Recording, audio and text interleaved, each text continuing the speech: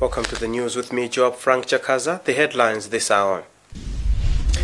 HRDC hints on organizing protests should government fail to handle convincingly alleged abuse of COVID-19 funds. Court frees on bail 17 presiding officers suspected of altering results on documents for 2019 presidential polls. Mines Ministry launches inquest into corruption reports in the award of mineral license to Ilomba Granite Mine firm.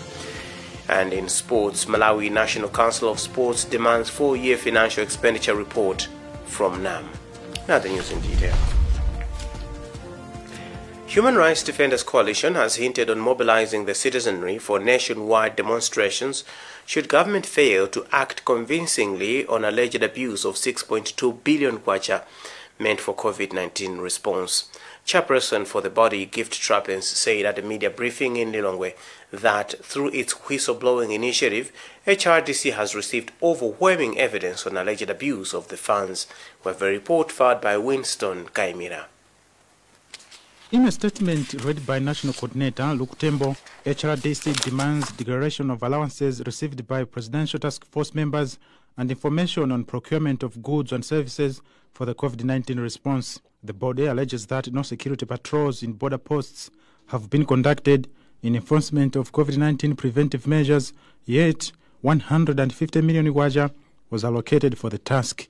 HRDC further faults the payout of allowances to leader of opposition Kwagwanji Nkhani, saying the money he received could have been used for procurement of oxygen cylinders. Allegations of corruption and fraud. What we are calling upon as HRDC is to a total accountability on the funds. We've received quite a number of tip-offs from Malawians alleging that the monies were misused. We are calling upon the audit in 1 month, and upon receiving the audit, we are going to launch a Pay Back Our Money campaign should the audit find that there have been abuse of funds. But before that, we are also calling upon the government to release the reports that all the clusters submitted during the last meeting that the task force had with the task force on COVID-19. Chairperson for the body, Gift Trappens, says reports which were presented to the Presidential Task Force on COVID-19 need to be made public. He further said HRDC gave leader of opposition in Parliament, Kwagwanji Nkhani, ultimatum to return to government allowances he received and that he is now remaining with 3 days. The body warned that it shall take unspecified action should the leader of opposition ignore the demand. Meanwhile, HRDC says it will organize protests should a 1-month financial audit on the alleged abuse of funds yield no tangible results.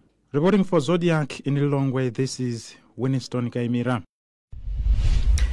Lilongwe Magistrates Court has released on bail 17 people who worked as presiding officers in Lilongwe City Center constituency during the 2019 presidential poll.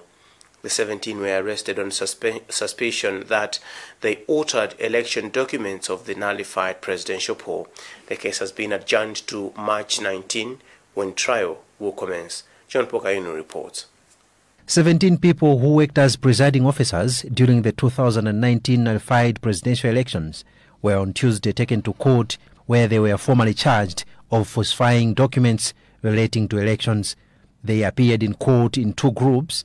The first group of 12 people appeared before Chief Resident Magistrate Patrick Chirwa and the second group of 5 before Senior Resident Magistrate Florence Munam Sekandiwana, where they all pleaded not guilty to the charges. Lawyers Paul Nkutabasa and Innocent Kubalo, representing the suspects, applied for bail, which was granted on the following conditions, as explained by lawyer Kubalo. The conditions for bail are that each one of them must pay the sum of 50,000 kwacha cash. Each one of them must produce one surety who will be bonded in the sum of 100,000 kwacha, not cash, and that they must be reporting for their bail to the National Police Headquarters every fortnight on Tuesday. The case has been adjourned to 19 March when trial will commence with the state parading witnesses. For Zodiak in Lilongwe, this is John Paul Kayuni. In Parliament, Ministry of Homeland Security says tenders for construction of staff houses for security agencies in the country will be floated this Friday, with the first set of 2,500 houses to be constructed this year. Minister responsible Richard Chimwendo disclosed when he was responding to questions from members of Parliament on the progress of the flagship program launched by President Chakwera last year, that distribution of the houses will be based on need. Meanwhile, Minister of Lands Kezi Nsugwa says 21 billion kwacha has already been released by Treasury for construction of the houses in the first phase. And Viano has filed a report. In December last year, President Lazarus Chakwera launched a 4-year project that intends to construct 10,000 houses for security personnel in the country. But 2 months down the line, the Ministry of Homeland Security says a contractor for the project will be identified this week. Minister responsible Richard Chimwendo says the first phase will construct 2,500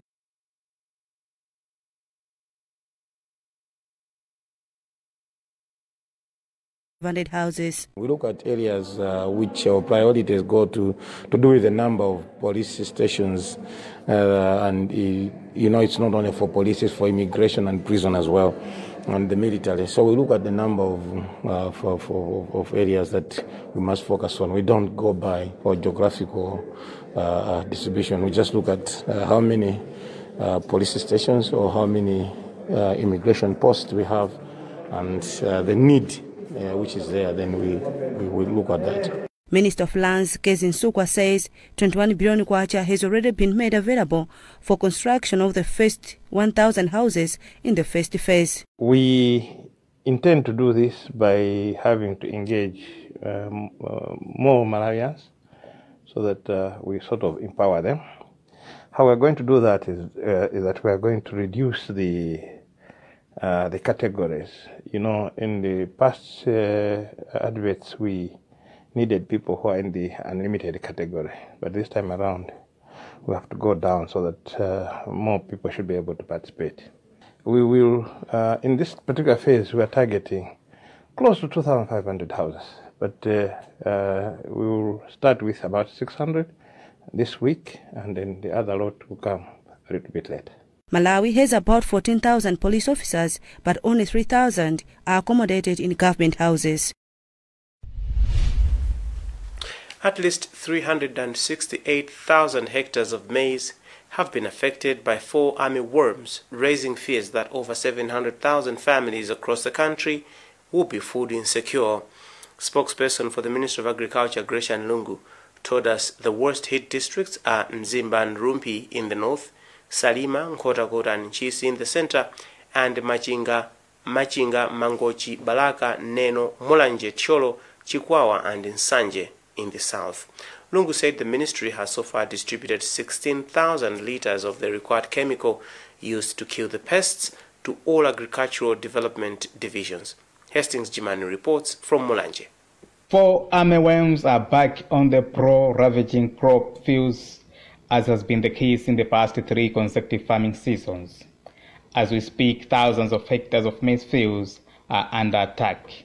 Spokesperson for the Ministry of Agriculture, Gracia Nlungu, says 368,000 hectares of maize have been affected by 4 armyworms, raising fears of poor harvest to over 700,000 families across the country.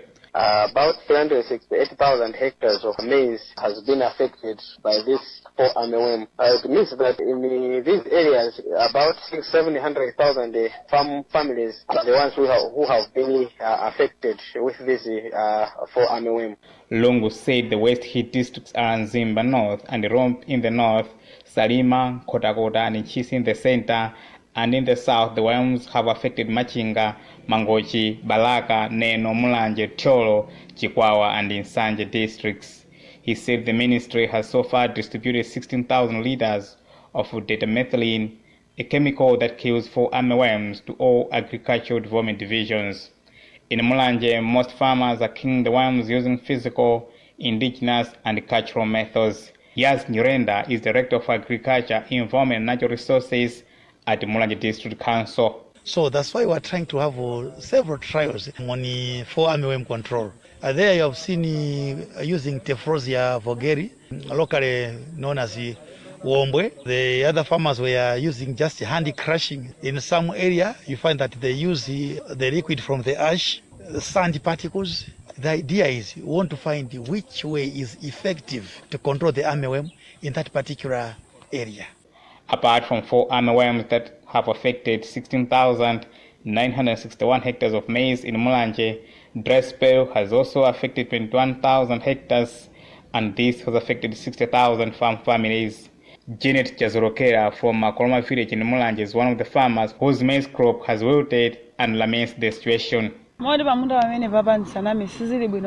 As you can see, the situation is bad. I have 2 fields, but I'll not harvest anything here. I don't know what to do. Experts attribute both dry spells and 4 armyworms to climate change. For Zodiac, this is Hastings Jimani reporting. Staying with agriculture, some parts of the eastern and southern regions are experiencing prolonged dry spells, threatening people's harvest in the process. Authorities are estimating that more than 20,000 farming households in Balaka alone will be affected by the disaster. Meanwhile, Minister of Agriculture Robin Lowe says the government is already working on a bailout plan for households that have been affected. Here's a report. Most crops like maize in some districts of the eastern region, like Balaka, have suffered immediately after tussling. Our reporter in the district, Moses Masie, paints a picture of the current situation. The situation is not that good. Those farmers who planted early, at least will have something to harvest come this harvesting period this year. But for those farmers who planted with the second rains or a bit late, the crop stand is not all that good. Apart from eastern region in the lower Shire, there is no sign that the wheated crops will survive, despite that some areas in Chikwawa and in Sanje experienced some rains some days ago. Christopher Sande is our reporter in Chikwawa. Many farmers in Chikwawa, especially from Ndakwera, Maseya, Katunga, Ngabu and Ngowe, have now lost hope as their crops, mainly maize, millet and cotton, have wilted due to prolonged dry spells. This harsh weather is likely going to cause hunger among poor villagers. Spokesperson in the Ministry of Agriculture, Grisham Lungu, says measures to help the affected families are on course. As a ministry, it's like we have been monitoring the situation, and as an immediate solution, it's like the ministry will be rolling out irrigation activities there. In January this year, Minister of Agriculture Robin Lowe projected that Malawi would harvest 4 million metric tons of maize, which is far ahead of what the country could need per annum. For Zodiac, this is Steve Zimba reporting. You're watching the news here on Zodiac. We'll be back with more after this.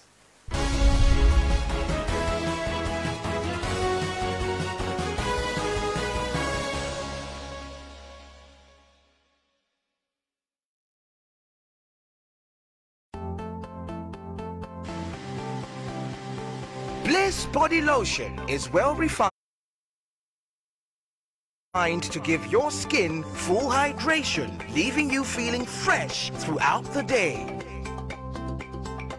Bliss Body Lotion is a top-range body lotion which contains natural extracts and is found in 3 flavors at a very reasonable price.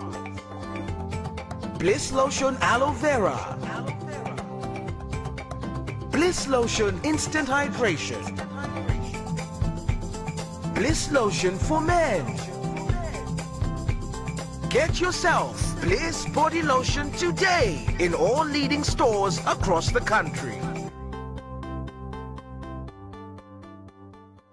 For a better tomorrow, don't forget to do the 1, 2, 3 with Colgate every night.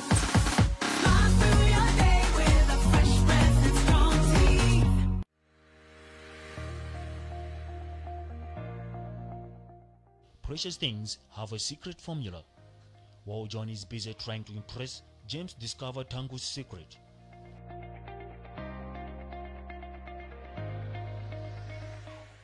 Tangu uses Purity sanitary products from Purity Body Wash, Purity Hands Wash, Purity Body Lotion,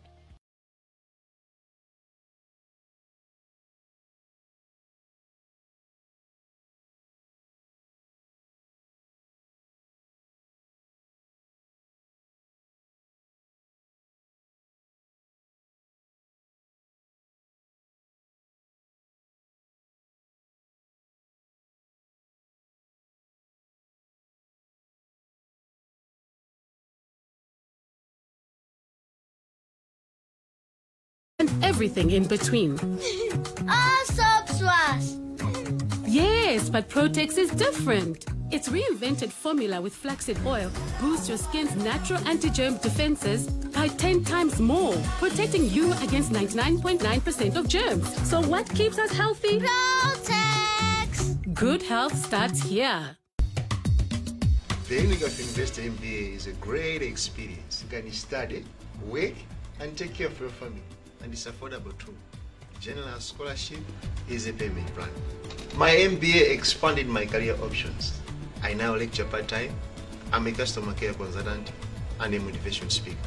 Thanks to University, my family and I now have a brighter future.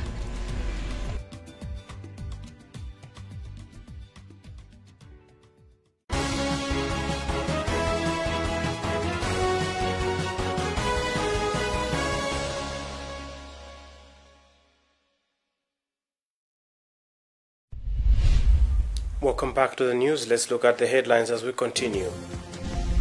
HRDC hints on organizing protests should government fail to handle convincingly alleged abuse of COVID-19 funds. Court frees on bail. Who has information related to corruption should be able to report the matter to SCB for further investigation.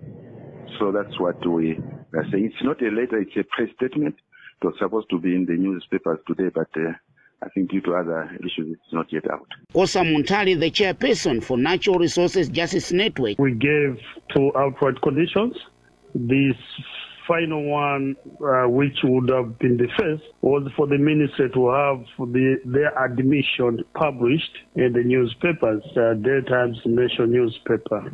In terms of the administrative action, what they've taken. So we'll just wait for that. Meanwhile, civil society organizations in the country are yet to endorse the fourth Mwait report, owing to alleged failure by the line ministry to address issues of corruption. Reporting for ZBS News, this is Adams Clement Undaning. The police in Lilongwe have intercepted a South African registered truck loaded with cables and wires belonging to Malawi Telecommunications Limited (MTL) and Electricity Supply Corporation of Malawi (ESCOM). The truck, which was en route to South Africa, has been parked at Area 3 police premises. Foster Benjamin is Lilongwe Police Deputy Spokesperson. Well, we have recovered about 7 tons of assorted cables and wires valued at 352 million, which is a property of Malawi Telecommunications Limited, MTL, and the ESCOM. In fact, 2 people have also been arrested, which include a woman identified as the Violet Kalonga and a man identified as the Raymond Banda. These 2 are also connected to the discovery of the items which we have recovered today in the morning. Apparently, our officers yesterday got an information from some well-wishers that one of the suspects, that is Violet Kalonga, was keeping a van in her compound at Chenche village around Likoni. So our officers immediately rushed to the village, whereby they discovered this van, which is a 7-ton van, and it's bearing a South African registration number. And immediately the officers impounded the van and brought it to the station, whereby a search into this vehicle discovered tons of cables and wires which belong to these 2 utilities, MTL and ESCOM. So having discovered the items is way.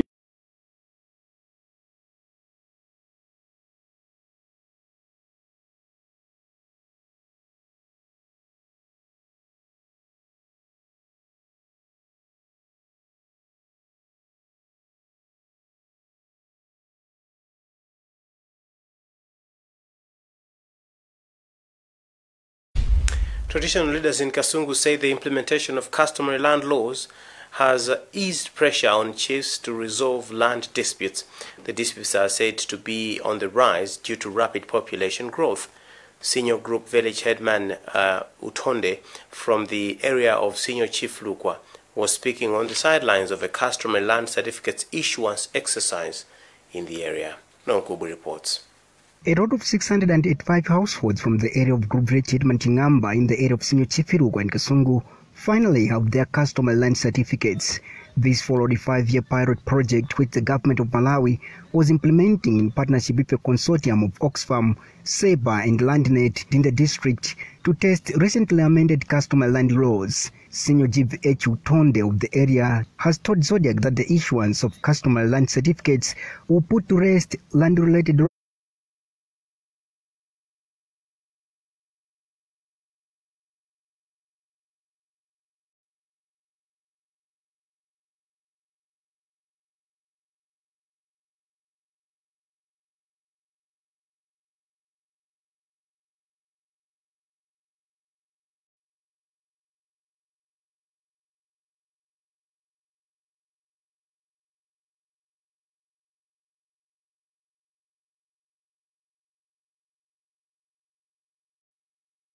wrangles which are on the rise due to rapid population growth. Senior G.V.H. Utonde also says the customary land certificates will reduce gender-based violence, mostly among women and children who have been suffering when the head of the family passes on.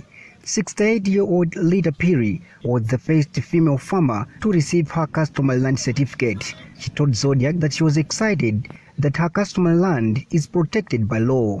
Speaking to Zodiac, land surveying specialist in the Ministry of Land, Housing and Urban Development, Masida Mbano, said lessons drawn from the pilot project will be harnessed towards the implementation of national customary land registration exercise. The certificate is very relevant because in the first place it's going to give them security of tenure. They will have peace of mind that this piece of land belongs to me and no one can grab it away from me.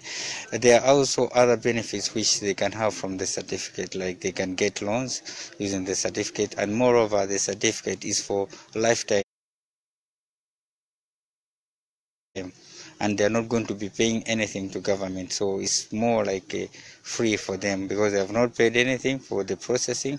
They will never pay anything for having that certificate. For Zodiac, this is No Nkubwi, Kasungu. Let's now move to sports.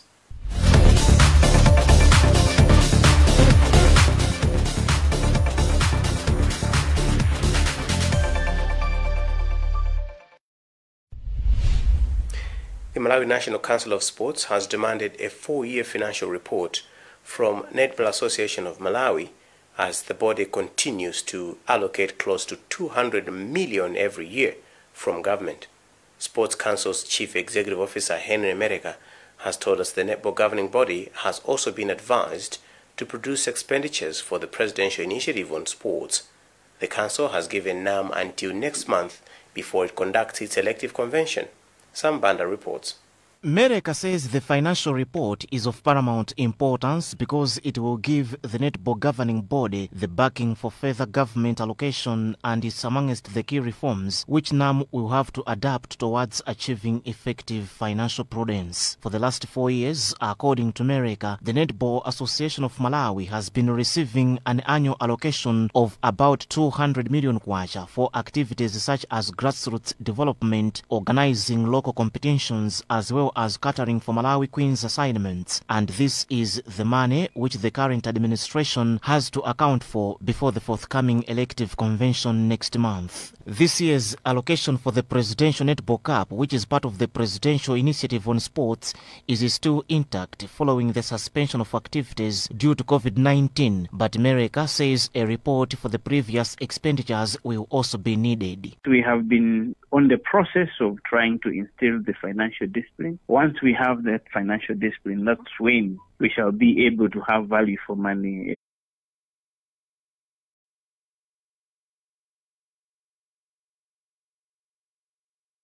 And utilize the monies that we have to the maximum. So Council has always been allocating 200 million to netball. This has always been the case looking at their programs, because this kind of feedback is very important and their affiliates will be able to appreciate and contribute. That would actually bring in the financial prudence. So it is very important. The Netball Association of Malawi is yet to announce the exact date for its elective convention, awaiting Sports Council's guidance on the number of delegates with the 50 people per gathering law in use.